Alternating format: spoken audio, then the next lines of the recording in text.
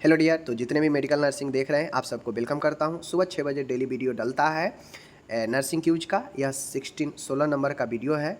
मैं उम्मीद करता हूं कि आप लोग ज़रूर देख रहे होंगे और चैनल पे नए हैं तो सब्सक्राइब कीजिए और शेयर जरूर कीजिए जितने भी कॉम्पिटिटिव एग्जाम की तैयारी करने वाले हैं। चाहे आप रेलवे नर्सिंग सुपरिटेंडेंट की तैयारी करते हैं, CHO का तैयारी करते हैं, स्टाफ नर्स का तैयारी करते हैं, नर्सिंग ऑफिसर का तैयारी करते हैं, किसी प्रॉपर स्टेट के नर्सिंग का तैयारी करते हैं, ठीक है, या फिर आप सेंट्रल गवर्नमेंट के नर्सिंग का एम्स वगैरह का तैयारी करते हैं। सबका सिलेबस इक्वल है, पूछने का तरीका अलग होता है, लेकिन आप यहाँ से डेली 20 क्वेश्चन का प्रैक्टिस कर सकते हैं और आप देख सकते हैं कि 20 में आप कितना सही कर पा रहे हैं। ठीक है, थोड़ा देर 15-20 मिनट समय लगता है, आप आकर डेली किसी भी समय फ्री होकर आप इसे लगा सकते हैं क्यूज को। ठीक है, तो चलिए करते हैं यहाँ पे आज का 16 नंबर का वीडियो शुरू। और आप लोग को मैं फिर से रिक्वेस्ट करता हूँ कि शेयर जरूर करिएगा, चैनल पर आए हैं तो सब्सक्राइब जरूर कर लीजिए। ठीक है, सभी प्रकार की इन्फॉर्मेशन प्लस नर्सिंग के तैयारी के लिए। ओके, चलिए शुरू करते हैं।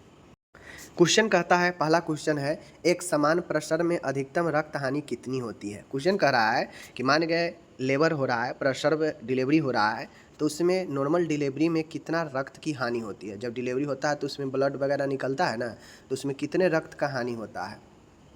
100 ml, ठीक है, 1000 ml, 200 ml, 500 ml, क्या होगा राइट आंसर। तो देखिए, एक नॉर्मल डिलीवरी में 400 से लेकर, ठीक है, 400 से लेकर 500 ml तक जो है ब्लड का हानि होता है। तो राइट आंसर ऑप्शन में डी होगा 500 ml। ठीक है, आगे बढ़ते हैं। दूसरा नंबर का क्वेश्चन है, कह रहा है निम्नलिखित में से किस केस में कोर्ड कोर्ड यानी नाभि को देर से क्लैंप करना चाहिए। ठीक है, मतलब किस केस में जो नाभि होता है बच्चा का जन्म के बाद जो काटा जाता है ना, क्लैंप किया जाता है अम्बिलिकल कोर्ड को, किस केस में वह देर से करना चाहिए, देरी से क्लैंप करना चाहिए। लो बर्थ वेट बेबी में, मैच्योर बेबी में, ठीक है, प्री मैच्योर बेबी में, RH इनकम्पेटिबिलिटी वाले में, ठीक है, RH असंगति वाले में। देखिए, बच्चा जब प्री मैच्योर होता है, मतलब मैच्योर नहीं होता है, समय से पहले जन्म लेता है, अपरिपक्व होता है, तो फिर उसमें जल्दी क्लैंप करना चाहिए। ठीक है, लेकिन बच्चा अगर मैच्योर हो, पूरा परिपक्व हो, तो आप उस केस में क्लैंप जो है देर से भी कर सकते हैं। ठीक है, तो ये चीज़ें होगा ऑप्शन नंबर बी में। ओके, आगे बढ़ते हैं। एकदम अच्छा क्वेश्चन लेकर आए हैं। तीसरा है, गर्भावस्था में योनि के म्यूकोसा का नीला रंग होना कौन सा चिन्ह को दर्शाता है। अब आप लोग पढ़े होंगे नर्सिंग में, ठीक है, 3rd ईयर में भी आप लोग GNA में पढ़े हैं कि जो गर्भावस्था में, जो प्रेगनेंसी के टाइम में जो भेजिना होता है, भेजिना का जो म्यूकोसा होता है वह गहरा नीला रंग का हो जाता है। वह कौन सा साइन बताता है गहरा नीला रंग होना म्यूकोसा का। Hegar sign, Jacquemier sign, Chadwick sign, Goodell sign, कौन सा होता है।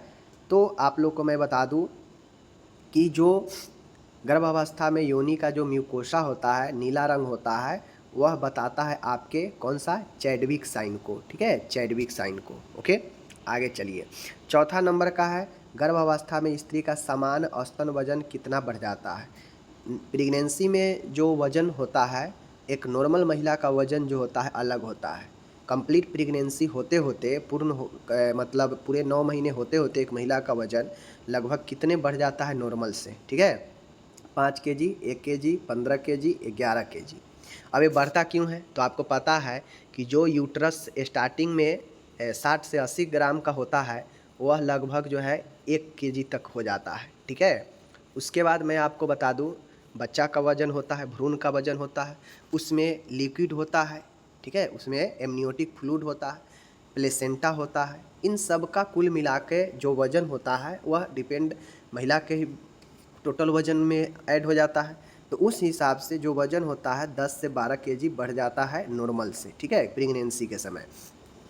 तो ऑप्शन में कौन सा है, 10 से 12 के बीच में 11, ऑप्शन डी राइट होगा। ठीक है, 15 भी नहीं होता है, इतना भी नहीं बढ़ता है। आगे है, प्रस्तुति संकटावस्था ऑब्स्ट्रक्टियल इमरजेंसी का उदाहरण है। मतलब प्रस्तुति के समय जो संकट होता है उसका एक उदाहरण कौन सा है। ठीक है, एनीमिया है, रैप्चर ऑफ यूट्रस है यानी गर्भाशय का फटना, मॉर्निंग सिकनेस है, एडिमा इन प्रेगनेंसी। तो देखिए, प्रेगनेंसी के समय सूजन होना, ओडिमा होना, यह एक आम दिखा जाता है। मॉर्निंग सिकनेस होता है, सुबह सुबह कमजोरी वीकनेस होना, ये भी एक नॉर्मल होता है। ठीक है, एनीमिया रक्त की कमी प्रेगनेंसी के समय ये भी एक सामान्य होता है, लेकिन यूट्रस का फटना, रैप्चर ऑफ यूट्रस, यह इमरजेंसी होता है। ठीक है, तो ऑप्शन बी राइट होगा। छठा है, प्रसव के बाद पहले 6 सप्ताह के हफ्ते के समय को क्या कहते हैं? जैसे प्रेगनेंसी, प्रसव हो गया, डिलीवरी हो गया। ठीक है, अब डिलीवरी हो जाने के बाद जो 6 सप्ताह का जो समय होता है 42 दिनों का, उस समय को हम लोग जो है क्या कहते हैं? एंटीनेंटल कहते हैं, लेबर कहते हैं, इंट्रापार्टम कहते हैं, प्यूरिपेनियम कहते हैं। तो राइट आंसर क्या होगा? प्यूरिपेनियम, प्रसव उपरांत काल, यानी प्रसव के बाद का काल। ठीक है, तो ये हो गया आपका छठा। नेक्स्ट है 7वां है, वह दवाएं जो गर्भाशय संकुचन की रोकथाम के लिए प्रयोग की जाती है। गर्भाशय संकुचन मतलब यूट्रस के कंट्रैक्शन उत्पन्न होता है, तभी तो बच्चा को बाहर धकेलता है ना। कंट्रैक्शन नहीं होगा, बच्चा को बाहर नहीं धकेलेगा। तो जो कंट्रैक्शन होता है यूट्रस में, संकुचन, उस संकुचन के रोकथाम के लिए हम कौन सा जो है दवाई का प्रयोग करते हैं? ऑक्सीटोसिन का, सीडेटिव का, टोकोलाइटिक एजेंट का, प्रोस्टाग्लैंड का। तो मैं आपको बता दूं, ऑक्सीटोसिन तो संकुचन को बढ़ाता है, कंट्रैक्शन को। ठीक है, तो ये तो होगा नहीं, तो इसका राइट आंसर होगा टोकोलाइटिक एजेंट। ठीक है, टोकोलाइटिक एजेंट में ड्रग होता है जो प्रीमेच्योर लेबर को रोकथाम करता है। ठीक है, स्तनपान के लिए स्तन को तैयार करने की प्रक्रिया क्या कहते हैं? यानी स्तन ब्रेस्ट फीडिंग के लिए हम ब्रेस्ट को तैयार करते हैं ना, तो उस प्रक्रिया को क्या कहते हैं? ग्लैक्टोकाइनेसिस, मैमोजेनेसिस, ठीक है, लैक्टोजेनेसिस और ग्लैक्टोपोएसिस। ठीक है, तो स्तन को तैयार करना, नहीं कि स्तन दूध को तैयार करना। ठीक है, तो स्तन को तैयार करने को मैमोजेनेसिस कहते हैं। क्या कहते हैं? मैमोजेनेसिस कहते हैं। Option B. ओके, 9वां नंबर का क्वेश्चन है, डिलीवरी के बाद स्त्री का वजन गर्भ अवस्था से पहले वजन का जितना कम होता है। मतलब कह रहा है डिलीवरी के बाद स्त्री का जो वजन होगा वह गर्भ अवस्था से जो पहले का वजन है उतना कम कितने समय में होगा? मान गए गर्भावस्था से पहले स्त्री का वजन 42 केजी था। ठीक है, गर्भावस्था से पहले, गर्भावस्था के पूरे प्रेगनेंसी में यह वजन हो गया 52 केजी। ठीक है, और अब 52 केजी पर महिला का डिलीवरी हुआ। ठीक है, अब यह 42 केजी के आसपास आने में कितना समय लगेगा महिला को फिर से? तो यही पूछ रहा है, 6 महीने, 4 हफ्ते में, 6 हफ्ते में, 12 हफ्ते में। तो लगभग पहले के नन प्रेगनेंसी के समय के वजन तक आने में लगभग 6 महीने का समय लग जाएगा। ठीक है, 10वां क्वेश्चन है, अच्छा क्वेश्चन है, जन्म के बाद शिशु को विटामिन के देना चाहिए कितना डोज में? ठीक है, कितना डोज में? 1 GM, 2 GM, 1 mg, 2 mg। लगभग 0.5 से लेकर 1 mg तक जो है हम लोग देते हैं विटामिन के। विटामिन के क्या करता है? रक्तस्राव को, अनावश्यक रक्तस्राव को कम करता है। ठीक है, तो बच्चा में उसी लिए दिया जाता है। 1 mg, ऑप्शन सी राइट होगा, मिलीग्राम। ठीक है, 11 नंबर का क्वेश्चन है, नवजात शिशु का अगला फ्रंटेल, मतलब हमसे एंटेरियर फ्रंटले के बारे में पूछ रहा है। ठीक है, आगे वाला 6 से 8 महीने, 10 से 12 महीने, 16 से 18 महीने, 1 से 1.5 महीने। मैं बता दूं, अगर पोस्टेरियर पूछेगा ना, पीछे वाला, तो पीछे वाला जल्दी बंद हो जाता है, 1.5 से 2 महीने में बंद हो जाएगा। ठीक है, लेकिन हमसे यहाँ पे पूछ क्या रहा है? अगला फ्रंटेल के बारे में। तो अगला फ्रंटेल के बारे में पूछेगा तो समझ जाइएगा वह देरी से बंद होता है। 18 से कहीं 18 से 24 दिया रहेगा, कहीं कहीं जो है 12 से 24 महीना दिया रहेगा। ऑप्शन के हिसाब से देख लीजिएगा। ठीक है, तो इसमें ऑप्शन 16 से 18 दिया है, यही राइट होगा। समझ गए? आगे चलते हैं। 12 नंबर यहाँ पे देख लीजिए, गर्भावस्था के दौरान स्त्री को प्रतिदिन कितना लौह तत्व लेना चाहिए? ठीक है, कितना लेना चाहिए? तो देखिए, लगभग देखा जाए तो गर्भावस्था के दौरान जो है लगभग 25 से लेकर 27 mg जो है ये चीज़ें बढ़ जाता है। ठीक है, लौह तत्व की रोजाना प्रतिदिन 20 mg, 1 mg, 40 mg, ठीक है, और 60 mg। तो राइट आंसर होगा 60 mg। ऐसे अगर दैनिक माना जाए, अगर 14 महिला की ज़रूरत है दैनिक डेली 14 mg, तो प्रेगनेंसी के समय हम उसमें जोड़ देते हैं 25 या 26 या 27 जोड़ देंगे, लगभग 40 के आसपास आ जाएगा। ठीक है, तो ऑप्शन में सी है 40, राइट आंसर हो जाएगा। ठीक है, 13 नंबर का क्वेश्चन है, स्त्री की योनि में समांतर रहने वाला जीवाणु कौन होता है? ठीक है, स्त्री के, महिलाओं के भेजिना में कौन सा बैक्टीरिया पाया जाता है? कॉमा बैक्टीरिया, ट्यूबरकली बैसिली, स्टेफाइलोकोकी और डोडरलिन भैसिली। ठीक है, तो महिलाओं के योनि में जो समानता जीवाणु होता है वह डोडरलिन वैसिली होती है। समझ गए? आगे चलते हैं। 14 है, प्रसव के तृतीय अवस्था के बाद तथा तृतीय अवस्था मतलब थर्ड स्टेज के बाद तथा 24 घंटे के अंदर होने वाले रक्तस्राव को क्या कहते हैं? यानी थर्ड स्टेज से लेकर और डिलीवरी के पहले 24 घंटे तक होने वाले उसके अंदर अगर ब्लीडिंग होता है उसे क्या कहते हैं? Primary PPH, secondary PPH, accidental PPH, normal bleeding. Right answer होगा इसका पीपीएच, प्राइमरी पीपीएच। ठीक है, प्राइमरी पीपीएच इसका राइट होगा।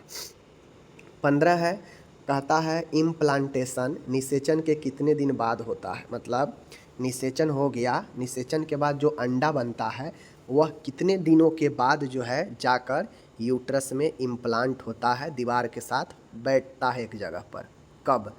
8वें दिन, 5वें दिन, 6वें दिन, 7वें दिन। तो लगभग यह प्रोसेस आपके 7वें दिन के आसपास होता है, ऑप्शन डी। ठीक है, 16 नंबर का है, बहुत बढ़िया है।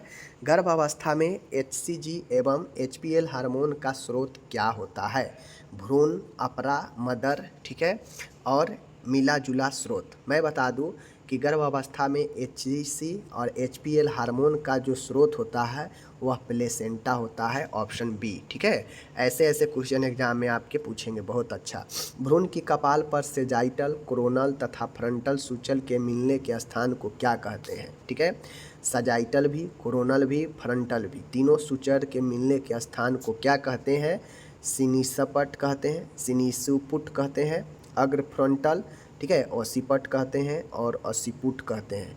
यहाँ पे पिछला फ्रंटल होगा। ठीक है, पोस्टेरियर फ्रंटले यहाँ पे ये गलत दिया है इंग्लिश में। ठीक है ना, ये ओसिपुट यहाँ पे है, यहाँ पे पोस्टेरियर फ्रंटले है, यहाँ पे एंटेरियर फ्रंटले है। तो राइट आंसर क्या होगा? Anterior frontly. ठीक है, anterior frontly is the right answer. Okay, 18 number का क्वेश्चन है, देख लीजिए। भ्रूण कपाल का सबसे छोटा और तिरछा व्यास कौन सा होता है? भ्रूण के कपाल पर, खोपड़ी पर सबसे छोटा तिरछा व्यास कौन है? ठीक है, ये पूछ रहा है। सब ऑसिपिटो ब्रेगमेटिक, ठीक है, ऑसिपिटो फ्रंटल, बाईपैरेटल, ठीक है, बाईपैराइटल एंड बाई टेम्पोरल। तो राइट आंसर बाई टेम्पोरल सबसे छोटा तिरछा व्यास है। ठीक है, ये हो गया। 19 नंबर का है, यहाँ पे ट्यूबल गर्भ अवस्था में आरोपण का मुख्य स्थान कहाँ होता है? ट्यूबल मतलब होता है इक्टोपिक प्रेगनेंसी। इक्टोपिक प्रेगनेंसी मैंने पढ़ा रखा है, आपको पता है। इक्टोपिक प्रेगनेंसी में जो ट्यूब होता है फैलोपियन, उसी में जो है ये हो जाता है। ठीक है, भ्रूण विकास करने लगता है, उसी में आरोपित हो जाता है, यूट्रस में नहीं होकर। तो ट्यूबल गर्भावस्था में आरोपण का मुख्य स्थान जो होता है वह आपके फैलोपियन ट्यूब के कहाँ? एम्पुला में, इस्थमस में, ठीक है, इंटरस्टिशियम में और इनफंडिबुलम में। तो राइट आंसर एम्पुला में, राइट आंसर एम्पुला में। ठीक है, और यहाँ पे देख लीजिए 20वां नंबर का क्वेश्चन है आपका। गर्भावस्था के दौरान एमनियोसेंटेसिस करने में सबसे बड़ा जोखिम क्या होता है? मैं बता रहा हूँ, यहाँ पे देख लीजिए। क्वेश्चन ये पूछ रहा है कि गर्भावस्था के दौरान, प्रेगनेंसी के दौरान अगर एमनियोसेंटेसिस करते हैं तो उसमें सबसे बड़ा रिस्क जोखिम क्या होता है? भ्रूण अंग विकार, झिल्ली का समय से पहले फटना, समय से पहले प्रसव यानी प्रीमेच्योर लेबर, भ्रूण के लिंग में विकार। ठीक है, भ्रूण के लिम्ब में विकार। ठीक है, लिम्ब मतलब होता है अंग, अंगों में विकार। तो राइट आंसर होगा, अगर एमनियोसेंटेसिस प्रेगनेंसी में अगर किया जा रहा है तो उसका सबसे बड़ा जोखिम ये होता है कि समय से पहले प्रसव हो सकता है, प्रीमेच्योर लेबर हो सकता है। यानी जो समय होता है उस समय पर लेबर नहीं होकर समय से पहले ही लेबर हो जाएगा, और जब समय से पहले होता है उसे प्रीमेच्योर कहते हैं। प्रीमेच्योर में बहुत सारी समस्या होता है। ठीक है, तो ये चीज़ें हो सकता है। तो ये रहा आपका 20वां क्वेश्चन। ओके, तो मैंने यहाँ पे आपको 20 क्वेश्चन करा दिया। ठीक है, आप कितना सही कर पाए हैं कमेंट करके ज़रूर बताइए। उम्मीद करते हैं कि आप लोग सबका आंसर दिए होंगे, बेस्ट आप लोग किए होंगे इस 20 क्वेश्चन में। तो चैनल पर नए हैं सब्सक्राइब कर लीजिए, शेयर कर लीजिए। डेली सुबह 6 बजे, सुबह 6 AM में आप आके यहाँ पे नर्सिंग का तैयारी करते हैं, किसी भी एग्ज़ाम के लिए पूरे ऑल ओवर इंडिया में यह काफ़ी यूजफुल है, क्योंकि पूरा नर्सिंग का सिलेबस इक्वल है। ठीक है, ऐसा ना है कि CHO के लिए वो, स्टाफ के लिए वो, नर्सिंग सुपरिटेंडेंट, नर्सिंग ऑफिसर के लिए वो। पूछने का तरीका अलग अलग होगा, क्वेश्चन सब, सिलेबस सब वही रहता है। ठीक है, बाकी चलिए मिलते हैं अगले वीडियो में आपसे, तब तक के लिए धन्यवाद।